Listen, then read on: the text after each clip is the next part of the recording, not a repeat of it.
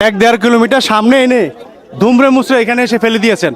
মনে হয় যেন ঘূর্ণিঝড়ে কোথা থেকে বাতাসে ভেসে এখানে এখানে জড়ো করছেন, এরকম মনে হয়।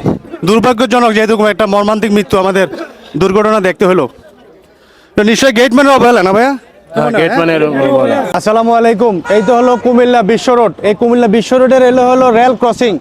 এই রেল ক্রসিং এর এখানে গতকাল রাতে একটি বাস অ্যাক্সিডেন্ট হয়, অনেকগুলো তাজা প্রাণ ঝরে গেছে। এই বাসটাকে এখান থেকে মুখে করে কত দূর পর্যন্ত নিয়ে গেছে এখনকে দেখাবো আপনাদেরকে।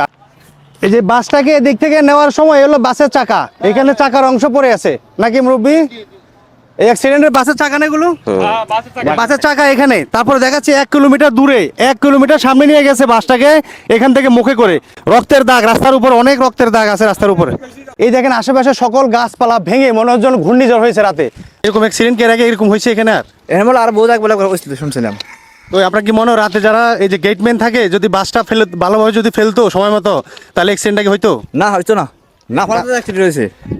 এই যে দেখেন ট্রেনের যে সিগন্যাল লাইট, এটা ছিল সিগন্যাল লাইট, সিগন্যাল বাতি জ্বলতো এটা দিয়ে।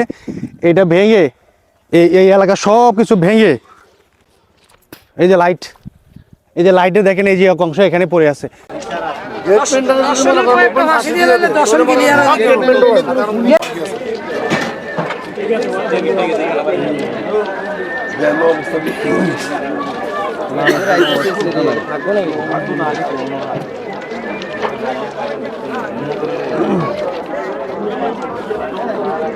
এক 1.5 কিলোমিটার সামনে এনে দুমড়ে মুচড়ে এখানে এসে ফেলে দিয়েছেন।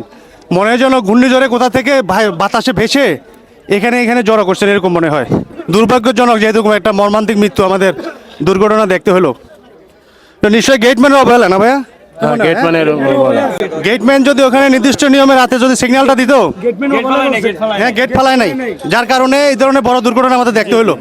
অ্যানালগ পদ্ধতিতে যে সমস্ত সিগন্যালগুলো দেওয়া হয় এগুলো বাদ দেওয়া উচিত। অটোমেটিক সিগন্যাল পড়ে যাবে, ট্রেন আসতেছে অটোমেটিক সেন্সারের সাহায্যে অটোমেটিক সিগন্যাল পড়ে যাবে, যাতে করে গেটম্যানের কোনো প্রয়োজন নেই। এরকম অ্যানালগ সিস্টেমে গেটম্যান থাকলে যে কোনো সময় ঘুমায় থাকবে, এরকম বড় ধরনের দুর্ঘটনা আরও দেখা লাগবে জীবনে। যার চলে গেছে সেই না বুঝে, যার দুঃখ সে বুঝে। দুর্ঘটনা থেকে শিক্ষা নেওয়া উচিত, যাতে ভবিষ্যতে আর কখনো এই ধরনের দুর্ঘটনা মানুষকে পতিত হইতে না হয়। কারণ যার চলে গেছে সেই বুঝে। আমরা হয়তো কিছু আফসোস করতে, দুঃখ প্রকাশ করতে পারবো, কিন্তু যার চলে গেছে সে কিন্তু আর ফিরে পাবে না। বাসের দেখেন কোনো কিছুই নাই, সব কিছু শেষ। আপনার বাড়ি এটা? ও আচ্ছা, এখানে কি কোনো কি লোক বেঁচে আছে?